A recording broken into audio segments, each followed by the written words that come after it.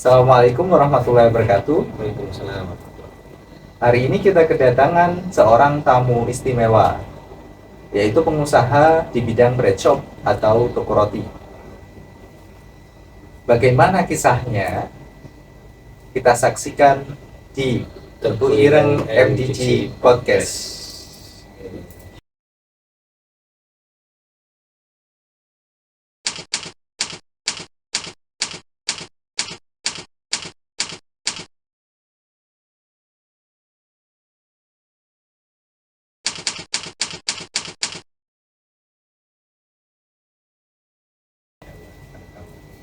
Assalamualaikum. Waalaikumsalam warahmatullahi wabarakatuh. Ini mengenai toko roti jenengan. Kan banyak orang itu beranggapan bahwa kalau sudah punya toko roti, mau usaha toko roti itu yang penting uangnya banyak. Terus habis itu ada juga yang penting punya tempat strategis. Nah, kita mulai dari awal aja. Ini sebenarnya modern bakery itu dimulai kapan? Oh iya. Terima kasih Mas Andri. Jadi ini terkait dengan mungkin ke belakang.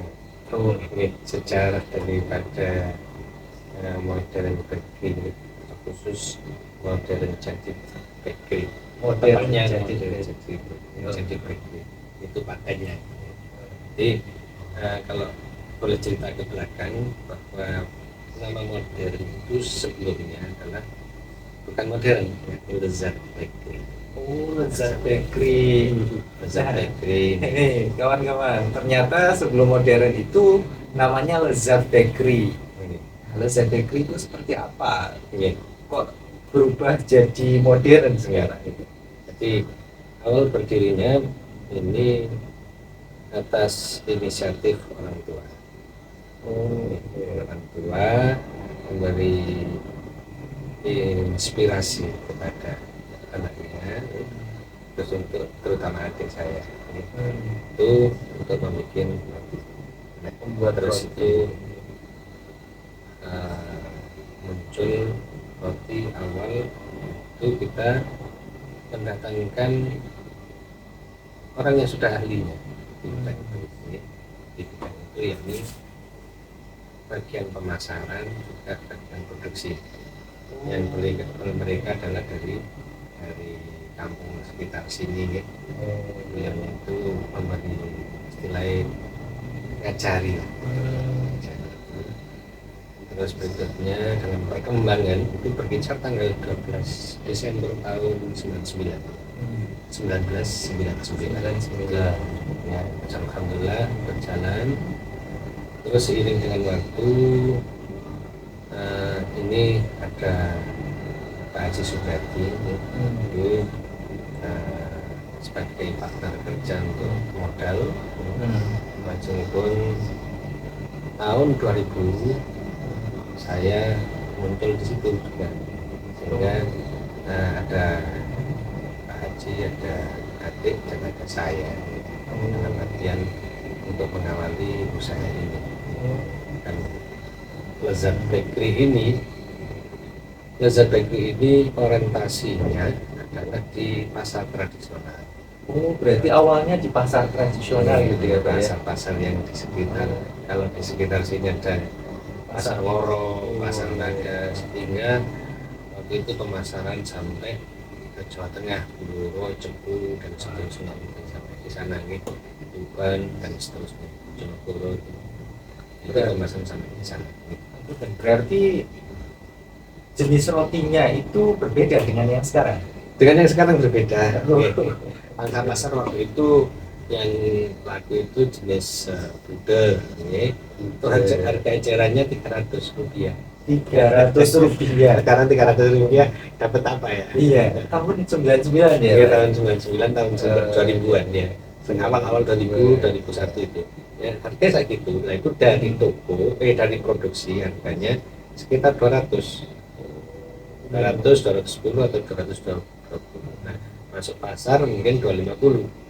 Iya, nanti masuk dari pasar dikulak oleh pedagang yang mungkin warung dan lain sebagainya mungkin 27, terus nanti keluarnya 300 caranya begitu.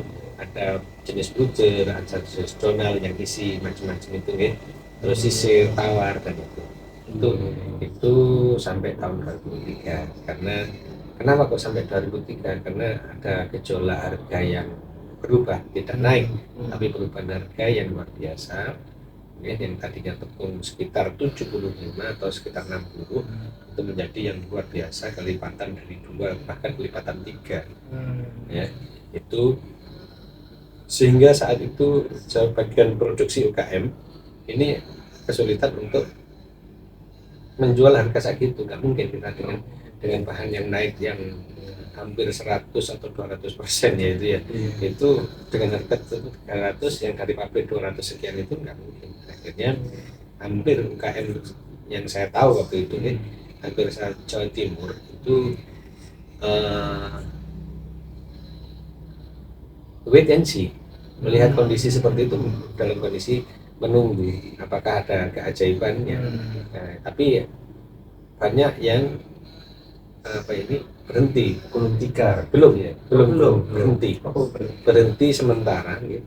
Apakah ada nanti gebrakan? Nah, ternyata Jawa Timur mengadakan pertemuan ya, kita tidak menyebut nama, tapi ada pertemuan yang sifatnya ada kesepakatan harga ya, tidak seluruhnya nih, mungkin sebagian, tapi di pasar tidak bisa disepakati harga yang tadinya harapannya 300 menjadi 500 atau 1000, itu ternyata ada sebagian yang tetap harga segitu.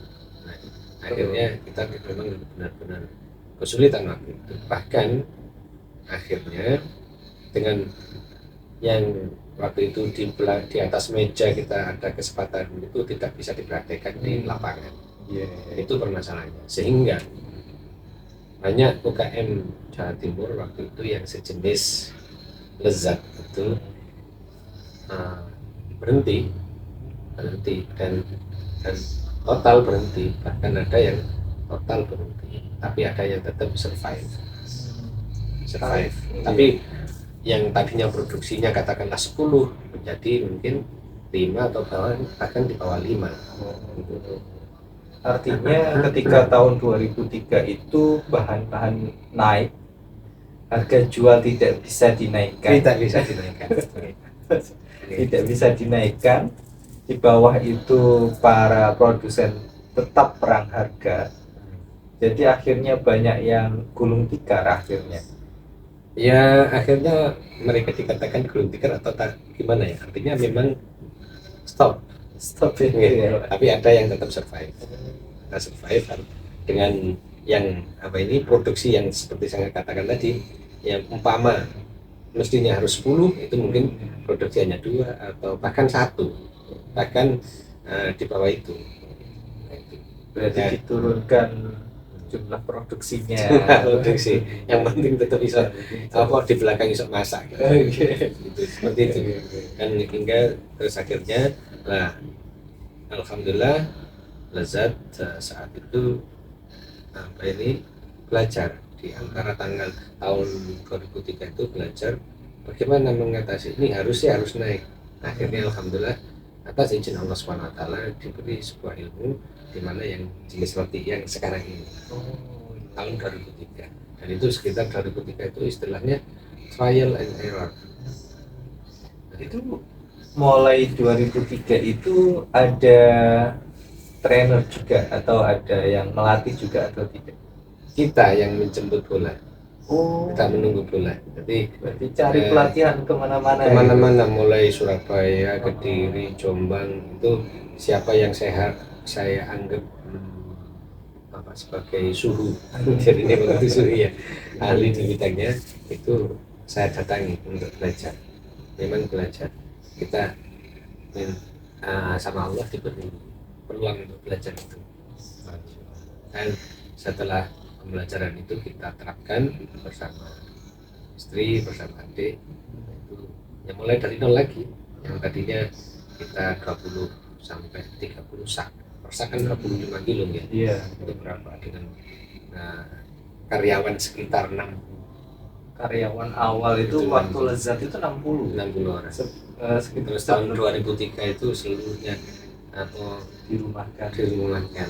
Mohon maaf itu yang terjadi memang tidak saya sendiri, hampir berapa persen untuk UKM yang ada di Jawa Timur seperti itu mengalami hal yang sama. Insya Allah begitu.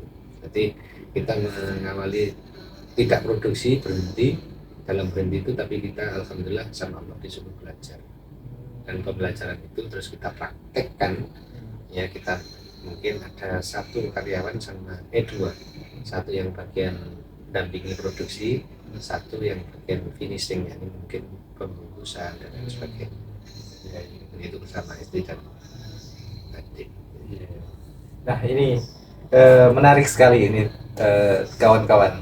Jadi ketika ada permasalahan pada produksi atau pada usaha yang dimiliki oleh Gus Arwan, ternyata tidak semuanya itu mengikuti hal yang sama. Jadi alasannya biasanya ada dua. Kalau seperti Gus Arwan, belajar insya Allah pasti bisa Mengupgrade. pasti bisa mengupgrade dan survive. Amin. Nah, berarti tahun 2003 itu sudah mulai membuat toko atau mulai apa namanya, mulai buka toko. Ya, ini 2003 itu adalah kita saat dimana mungkin kita wait and see, tidak ada produksi, tapi hanya belajar saja itu. Hanya belajar saja. Sekitar hampir istilahnya mencari ilmu ya. Mungkin sekitar antara 3 sampai 6 bulan. 3 sampai There is no production anymore in the factory. Jadi tidak ada produksi di perusahaan, di pabrik. Kita menyempatkan waktu memang belajar, fokus belajar. Nah, setelah pembelajaran itu dikira cukup, memulai trial and error dari pelajaran yang kita peroleh. Terus alhamdulillah dari situ kita tetap akhirnya setelah 3 sampai 6 bulan tersebut kita mulai produksi lagi, tapi tetap lezat, tetap kita munculkan, cuman kita tidak sebanyak awal dengan karyawan yang sekitar 60 tadi, tapi kita hanya sekitar 2 orang ya. Dan, yang tadinya kita di seluruh lini bagian produksi ada, bagian pengopenan ada, bagian pengemasan ada, bagian sales ada, itu semuanya tidak ada, nol lagi, sehingga saya sendiri yang untuk produksi bersama istri bersama adik melakukan hal memulai awal. Nah, itu kita lakukan yang tadinya 20 sampai 30 sak itu hanya mungkin 1 kilo, 3 kilo gitu. Terus yang pasarnya yang tadi dari Jawa Timur sampai Jawa Tengah kita tidak bisa mengcover karena harga sudah tidak itu. Ya, kita mencoba pasar lagi, pasar yang sudah ada kemarin itu kita mencoba yang dekat-dekat. Bisa tetap eksis tapi dengan begitu, tapi terus saya mencoba atas izin Allah SWT juga terus kita mendirikan toko. Atas izin Allah itu kita bikin buka 3 toko. Pertama di Pare, terus Cukir sama Kandangan. Yang terutama di Pare sama Kandangan ini tidak berjalan lama, tidak sampai 1 tahun. Yang Cukir alhamdulillah berjalan hingga sampai saat itu pun omset setahun awal itu sekitar 100.000, 200.000, 150. Itu menurut saya luar biasa gitu ya. Karena masih pengenalan itu tadi. Masih pengenalan kepada konsumen. Yang tadinya pangsa pasarnya ke tradisional, kita berusaha ke mulai menengahkan gitu ya. Itu yang tadinya harga 300 itu kita masuk di sini harga 1.000. Tapi yang jelas memang berbeda penanganan kualitas juga bahan dan lain sebagainya, termasuk penanganannya juga beda. Artinya tahun 2003 itu 2003 akhir mungkin Iya. 2003 akhir itu jenis toko roti masih termasuk modern itu yang mengawali. Waktu itu ya sudah banyak ya. Oh, sudah banyak ya. Yang bidang sama, cuman bagi saya itu adalah the first experience of the modern bakery. Ya. Tapi itu adalah merupakan pengalaman yang pertama bagi kami yang diberikan oleh Allah SWT. Itu jadi artinya banyak yang sudah lahir di bidang itu dengan pangsa pasar yang hampir sama dengan modern. Itu. Ya. Untuk pemilihan tempat, tadi kan ada 3 tempat di Pare, Kandangan, dan Cukir. Meskipun yang di Kandangan dan Pare itu nggak lama, tidak sampai 1 tahun. iya. Itu pemilihan untuk tempat itu ada kriterianya. Kalau masalah kriteria itu pada dasarnya yang juga merupakan masuk wilayah ikhtiar. Memang kita harus mencari tempat ya atas izin Allah SWT. Yang pertama memang kita minta kepada Allah SWT yang pilihan yang tepat. Itu otomatis harus mencari yang strategis dan sebagainya. Itu ya, seperti itu gambarannya. Pada dasarnya masih kemarin ya di waktu itu di Pare sama Kandangan ini bagus, tapi memang belum rezeki. Dan waktu berjalan seiring di antara tahun berapa itu 2003 sampai 2006 itu kita sudah 2006 itu sudah mulai kelihatan maksudnya target pasarnya ini yang ke modern gitu ya, kayak yang pangsa pasar yang merek modern tadi ya, itu 2006 ya 2006 itu sudah tapi Lezat tetap masih dampingi kita pasar-pasar yang masih survive di sekitar dekat-dekat sini tetap kita layan. Mungkin ini sekitar 10 November 2006 itu kita masih di 2 kaki, artinya ada Lezat ada modern. Lezat yang pangsa pasarnya di traditional market, yang ini berbeda dengan outlet, dengan toko gitu ya. Nah pemirsa, ternyata butuh waktu tidak sebentar untuk mengenalkan produk, terutama produk baru. Jadi modern saja butuh waktu 3 tahun. 3 tahun. Jadi sekarang ini kan banyak juga UKM yang maaf ini ya teman-teman, kadang 1 tahun mencoba sudah menyerah, give up. Padahal belum tahu nanti kayak modern contohnya 3 tahun trial and error, terus kemudian setelah itu mulai growing up terus ya, kita juga nggak tahu. Jadi keep survive ya. Keep survive. Jadi tetap kita bertahan, insya Allah atas izin Allah SWT. Tumak ninai, sabarnya itu yang ya kita belajar lah, masih belajar Pak Mas Andi, yang masih tetap belajar.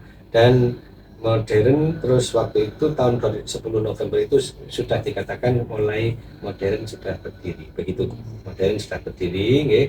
Berarti 2006 ke bawah sampai 2003 itu trial and error.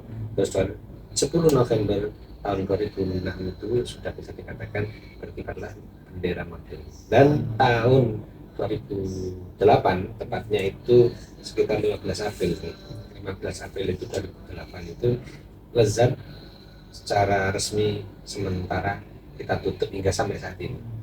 Saya pikir waktu itu mungkin dalam tulisan saya itu ada di buku itu 15 April tahun 2008 mohon maaf sementara Lezat ditutup. Artinya saya berharap ini suatu ketika itu yang bangsa tradisional itu bisa dihidupkan lagi gitu. Tapi sampai hari ini kok belum, saya di wilayah itu kok belum hidup, okay. Sehingga akhirnya kita fokus tanggal 15 April tersebut tahun 2008 itu secara resmi Lezat sudah tidak beroperasi, sehingga khusus modern. Ini tentang nama. Iya. Kenapa mengambil nama modern? Ini pasti ada cerita uniknya pasti. Iya, karena di jenis roti ini, kalau kemarin di tradisional, mohon maaf, itu kurang lebih waktu itu loh ya. Kalau sekarang mungkin ada perubahan, gitu. Waktu itu jenisnya monoton itu saja. Donald, butter, terus berikutnya. Dan itu mungkin masih hari ini masih sama. Cuman sekarang mungkin sudah ada kreativitas, itu sudah ada. Hari ini sudah berbeda. Mungkin cuma saya tidak begitu mengamati, mohon maaf ya. Kalau seandainya ada perubahan di wilayah traditional market yang jenis bakery, oke, saya mohon maaf kalau seandainya saya salah. Akan tapi waktu itu masih monoton seperti itu. Nah, masuk di modern ini konsumen itu tidak terpaku di satu jenis. Mama saat itu kita memilih 15 item yang berbeda-beda nih. Kita memunculkan item yang ke-16 atau yang ke-17. Itu bagi konsumen tidak menjadi asing. Gitu. Jadi inovasi dengan inovasi itu tidak menjadi asing, sehingga kita atas izin Allah Subhanahu wa taala kita memakai nama modern itu karena itu, yakni selalu harapannya selalu mengikuti perkembangan, selalu mengikuti inovasi daripada produk bakery. Dan modern itu terus alhamdulillah secara paten waktu itu pengajuan itu new modern terus dan sebagainya tidak di apa ini belum lolos. Akhirnya yang lolos itu modern Jatim, sehingga singkatannya MDG. Ya, sekarang dijadikan Iya, mereknya ya, karena itu MDG bukan podcast ya, MDG apa ini bakery ya. Nah seperti ini adalah kemasannya. Ini ada produk yang modern yang khusus, mohon maaf ini saya ambil, ada jenis-jenis ini pemirsa.